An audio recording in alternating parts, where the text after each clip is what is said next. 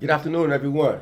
It's a pleasure to be back with 100 Years Enterprise, Youngn versus Young again. We left off with season one. We'll be entering in this fall of season two. And my business partners, my brothers, my friends, I have Dante, and I have Patrick, and I am Lejon, and together we are 100 Years Enterprise. Good to be back. As the brother just said, my name is Dante, and this is a beautiful thing to be back in season two. We've been gone for a minute, and now we back. And I want to introduce this next episode, the consequences of street life. And this is something that I thought about for a long time, because as kids, we don't think about the consequences of street life. We just get into the game, get into the life, and don't think about going to prison. Don't think about going to juvenile hall. Don't think about killing somebody. Don't think about picking up a gun. So we don't think about the things that we need to think about before we enter into this life of crime. So I want to have an open discussion about this, because just think about all the youngsters that's out there right now. When they picking up these guns, they don't think about the consequences. They don't think about the ripple effect, that it's gonna cause if they shoot somebody or kill somebody, or if they rob somebody, if they take somebody's money. We don't think about these things, So I think this is a very, very important subject, because we can enlighten these youngsters about thinking first about what you may do, and think about where your life may be if you pick that gun up, if you pick that dope sack up, if you snort dope, or if you shoot dope. Because everything negative has a negative consequence. Absolutely, I agree. When you talk about them youngsters, I'm one of them. I was one of those youngsters, who didn't think about, the many, effects it was gonna have on my family, it was gonna have on my friends, and with these last couple months, I've been to a few funerals, and we hear time and time again that a mother shouldn't have to bury her child, right? And that's what we're seeing right now. Mothers burying their child. They crying. It's supposed to be the opposite. And so again, yeah, we should really hone in on that, about the consequences. Think before we act. Yeah, just to add to what you just said, man, this is a powerful topic, because it goes into the consequences. It goes into when we look at a situation, right? And just recently, right, I seen a situation where I seen a whole family come and view somebody's body laid out. You know what I mean? And the consequences of seeing somebody's mother, grandmother, friends, brother, sister, community come out, ambulance, police, all these things, right? To look at all this trauma in there, right? Because at that moment you feel helpless. You know what I mean? And the consequences of that is like, the ripple effect of it is this. You done, someone personally got hurt, right, by someone's actions, and then the ripple effect of that, the consequences of parents, mothers, fathers, and everybody come out of the community to view it. Because whenever time we, and I'm gonna just use myself for example, in the act of violence, right, our whole purpose is to get away.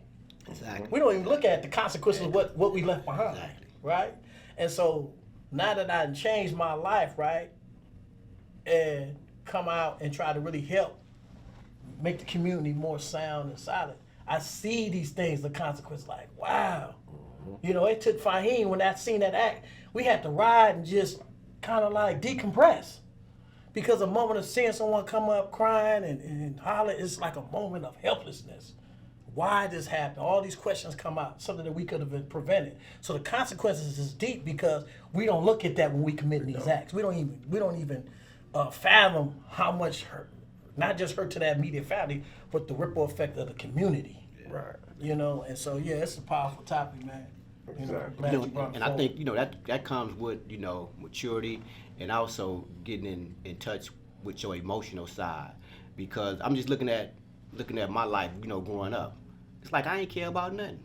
If I did something, I ain't care about how you gonna feel about it. I ain't care about if I went to juvenile hall. So it was like, okay, I'm gonna get out. My grandparents, they gonna be there. Right. So I took a lot of things for granted, and not thinking about the things that should I say the things or the people that I may hurt it based on my actions. I got a question real quick. How do we encourage a 15, 16, 17-year-old kid to get into their emotions. When there's so much going on out here, when they not really listen to anyone, their parents, their grandparents, and those who are under their guardianship. I think for me, I think just talking to them and letting them know that it's okay to cry. It's okay to get in touch, with your emotions, because if you don't, you're gonna have a hardened heart. So I think by example, and just kind of give a youngster, okay, this is what I've been through. Okay, yeah, I was once, you before. I was once hard. I was once wasn't gonna cry. Man shouldn't cry. Boy shouldn't cry. That makes you weak. But now it don't make you. As weak. you say that, right? What Patrick just said, 3 weeks ago, when my little nephew was laying in the middle of the street. I knew his mother and father, right? His family. And he been trying to change his life. So he wanted to come to juvenile hall with us and everything. So once we saw him laid out, his mother and everybody came, family. We ended up going back to the neighborhood, right? To talk to 4, 5 of them same youngsters, what we talking about. Yeah. Barely had tears, emotionless, right? Only thing they had by them, nothing to drink, but weapons. No weapons. Ready to retaliate, right?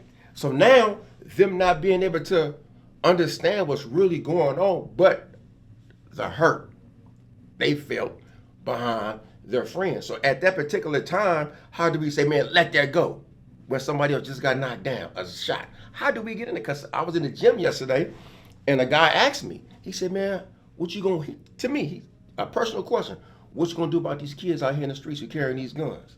I said, I'm trying to do everything I can, but it's gonna take a village in the community, but to get into their psyche, but in order to do that, we have to be able to challenge the mothers, challenge the uncles, challenge those who they look up to in the community to say, hey, we got to grab these kids and we got to do what we can to save them. So it's a collective effort to do that. And to add to what you just said, right, it goes deeper than that, right?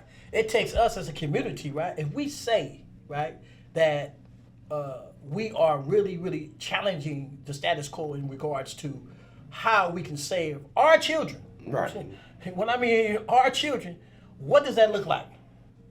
You know what I mean? Because it's easy for someone to say, man, I got your best interest at heart, man, but I don't never see you. Yeah. Right. Yeah. Right? Oh, man, look, man, when you stay out of trouble, you know what I mean? But I'll never see you. Yeah. Or stay out of trouble, but you doing the same thing that I'm trying to do. They ain't for listening. You know? So what does a better way look like? You know what I mean? Because when I was a young man, 16, 15, and not listening to nobody, right? Feeling that I got to figure it out because I got wants and needs. I made my wants my needs. I didn't need it, but I made my wants my needs, right? So, when I went out my household and went into the streets, right? I ain't looking at the consequences. I'm looking at, man, he got a Benz, he got a Cougar, he got a 9.8, he got this. Okay, how can I get that? Because whatever they doing, they're successful at it. Yeah. Ain't nobody telling me, man, hey, man, don't do that. He might have got that car, but you know what it really took for him to get that car? You know what it really took to get that jersey? You know what it... So they don't know the pros and cons. All they looking at is the pros. It's the right now. They want the right now. So going back to your question, Fahim, when you said, what did that, how do we reach a young man, right? We got to have availability. They got to know that we're available. We're trustworthy. So you saying what? Available? You mean what? Just a phone call, or you want to? What you mean? What I mean by availability, where they have a contact, right? They have a contact, right? They can solicit us. And I'm not just saying us, I'm just saying organizations, right? You're willing to go to the community where they reside. You're willing to go to the schools where they, you're willing to go and be a conduit to where it's, okay, you here, I'm gonna help you get here. Exactly. Right? So that's where the trust is built at, right? And a lot of times people say, man, I ain't got time for that. Yeah.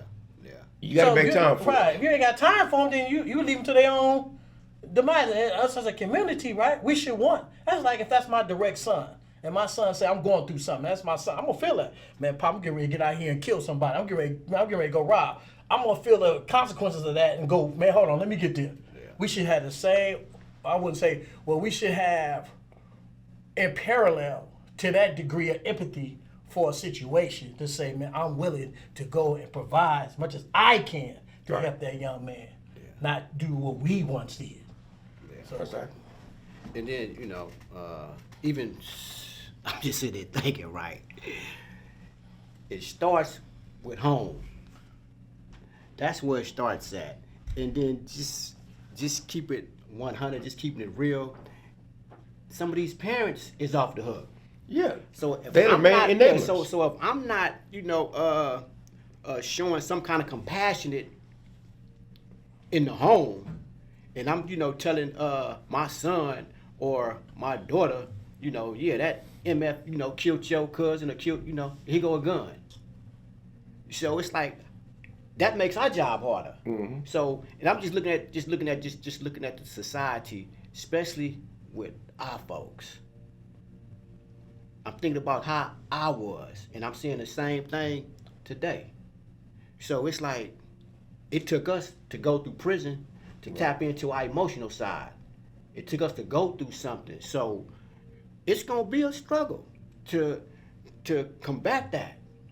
What these youngsters going through, it's gonna be a struggle because how I'm gonna sit here and tell you, man, don't do that, put the gun down, and I got all this rage built up in me because of what's been going on in the streets, what's been going on at home. So this is how I'm gonna let it out. This fool. So I'm gonna use this. This fool killed my folks. So I'm gonna use all the aggression that was built up in me just throughout my life. I'm gonna use that. So yeah, it's gonna be a challenge, but guess what? We can knock that down. When we talk about interrupting the cycle of violence and being present, when them phone calls are being made, when we hear something, they want to know if you really care. Yeah. If you care about me, OG, you know where we hang out at. Yeah. Take the necessary steps to come down there where they at. Oftentimes people will talk from down the street, right? From around the corner, but thinking they can really identify what's going on. So when we talk about what's going on inside the house, we have parents that will allow a 13, 14-year-old to stay out 2, 3 in the morning, right? And talk about they all party and I'm finna go pick them up. Now, it might not be any violence happening at that particular time, but leading up to it. Yeah. Same thing how we were at a young age. Yeah. House parties. Yeah. Then you might see an act of violence, but it wasn't directly connected to you, but you would see it. Yeah. But now that's stuck in your subconscious mind, right? Because now we constantly picking up things. Now you pick up something else. Then you pick up something else. Here it is.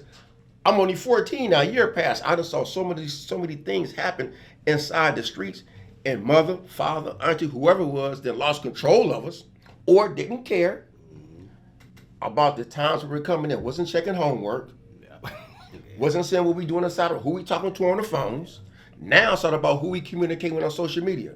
What we listen to. So all of that is a part of what leads up to the cycle of violence, right? What's going to have consequences leading to what? Our foundation, what we doing to steer youth from making early death decisions, what will also lead them to long-term incarceration. And just for the record, we want to give respect and praise to the mother and fathers that are being parents. Oh yeah, of course. That's the thing. You have a mother and a father, but the idea of a parent has great responsibility. So what I'm saying, what I'm hearing, and what I'm saying to add to what you're saying, Fahim, is this: parenting, what you were saying, when they allow kids to go up 14, 15, 13, 12 to hang out all night, is because they're occupying what they're doing. Yeah. Right? Yeah. Because in order for me to maintain my child or children, I got to stop. It ain't about me. It's about the kids. Right? So that comes parenting. Parenting is a profession. You have to understand what your role is, because sometimes we have children, and I use myself for example. I went to prison when my son's mother's was pregnant with my child. Right? So by me going to being incarcerated, my parenting, I wasn't a parent. I was the father to my sons, but I wasn't a parent in regards to hands-on, making sure that he's groomed and protected and all nurturing and all that in the community, right? Because of my consequences or my actions led me here and separated me from my child. That's right. Right? So when you think about the whole totality, right, it is just, okay, we can talk to kids, but we also have to have the community structure to talk to the parents about what we need to do. Yeah. How we need to be better. You know what I mean? Because if your child out there, you remember when we was in elementary? You used to go to what? The hall monitor. we had a report. Hey man, he out of pipe. Whoop his up. Yeah. Excuse my language. Or school patrol, Right? somebody. But I know society and things are different, but we had accountability, and we kind of lost that, right? Because we could see little Bobby on the corner selling dope, and nobody gonna say nothing. That ain't my job. You know what I mean? Then if we do say something to him, man, don't say nothing about y'all. Yeah. So it's about the parenting too. But sometimes it's out of fear what little Bobby Ratson's gonna be saying something to him too. Yeah. You know, little Bobby carrying that pistol. You better not tell him what to do. Or, what's the alternative to what I'm doing? I just made $1,000, right? You got something else better for me to do? Show me. And also, so now it goes back from the consequences. We follow what was triggering the consequences, but now, where the resources at? They need the resources. We need the resources to be able to provide for the families who are underserved, for the communities that are underserved, that have been affected by the war on drugs and everything else. So it's a deep discussion, and this can go on and on and on, because it's either death or in jail. We see it constantly, especially the murder rate in Oakland right now. Yeah. Every day, 2-3 people getting shot in Oakland. Every day. It's just like that these kids they don't have no heart. They don't have no heart. I mean, because like I said, if they did, then they would think before they pull that trigger. So the morals and values is gone out the door. But just think about this. My mother or my father, if they teenagers and they didn't have me, they don't even know how to be a parent. So we have a lot of that, going on. But like I was saying, it's gonna take, like you said, a community to come together and to push and to talk to them. Now, like I say, not just the kids, but as well as the parents. I mean, because everything in life has consequences. If I'm not a good parent, it's gonna have a consequence. Look at my son, look at my daughter, how she or how he's out here acting. Right. So it again, it starts with the parents. So the thing is, what we gonna do? So and we can step into. I had a situation a couple weeks ago. I told y'all about it. About my woman had to step in for her sister. Yeah. To take in her kids because of her absentee or absent of being a parent, right? And the kids learn properly. And so when you had these different agencies have to step in, and so the agency stepped in, took the kids. Then we ended up getting one back. So I come home one day, and make a long story short, here he is 14, 15 years old, but he's seeking out a 30-year-old, right? Yeah. Who can come and get him Yeah. and take him in for whatever reason. So the first thing going to my mind is, what is a 30-year-old doing talking to a 14-year-old? Right? What is a 50-year-old doing talking to a 13, 14, 15-year-old? Yeah. Something ain't right there. And the parent, cities away, don't know what's going on. So oftentimes, and then the kids, they so manipulative. Yeah. They allow about a thing and make you think they're at school, make you think they're at basketball practice, football practice, but they're out doing something else because you might have felt you want to give them a little leeway or some rope to do a thing. But in order for them to step out in that light and say, I'm doing this with my auntie, it goes ways back to where he was doing with his mom. Exactly. To carry that over to say, I can do this with my auntie too. Exactly. Because we had to teach them how to wash clothes, how to do different things for us being domesticated inside the home. Yes. Go back to parenting. We'll go back to nurturing. And I'll be real brief on that in regards to, hey, you just explained parenting, right? Like I said, he came from a situation for you to identify with all those cues of what's going on in his life in such a short period of time. That's parenting. Exactly. Right? And that's what I'm saying. For him to allow him to be able to do those things, the mother or the father gave up the responsibility of parenting. That's exactly and it leads to consequences. Exactly. That's part of it, right? And then when he goes into the community, by him not having a mother and father parenting him, then he's reckless in the society. Yeah. You know what I mean? So, yeah, man, it's a great topic, man. Oh, I appreciate it. most definitely, it's a good topic, and we're gonna continue this topic. I mean, this ain't the last discussion about this because this runs real deep and it's a serious problem that we need to tackle. Not just us, but those that's doing good, those that's pushing positivity in the community. Like I said before, it's gonna take a community to tackle this issue, right? So I just want to let everybody that's looking at this podcast, that's gonna see this podcast, think about the long-term consequences if you picking up a gun, if you picking up a dope sack, if you robbing, if you carjacking, because it's consequences, prison, death, and you can go crazy. Too many Think about funerals. that. As well as funerals, like the brother just said. Too many funerals. Too many crimes. Too many going to get these speeches. You know, we are 100 Years Enterprise. My name is Fahim. I'm Patrick. Dante. And follow us at 100years.biz. Go to our Instagram, 100 Years DOP. Go to our YouTube, 100 Years Enterprise. And follow us also with Ream Media, who's behind the production. Thank you very much.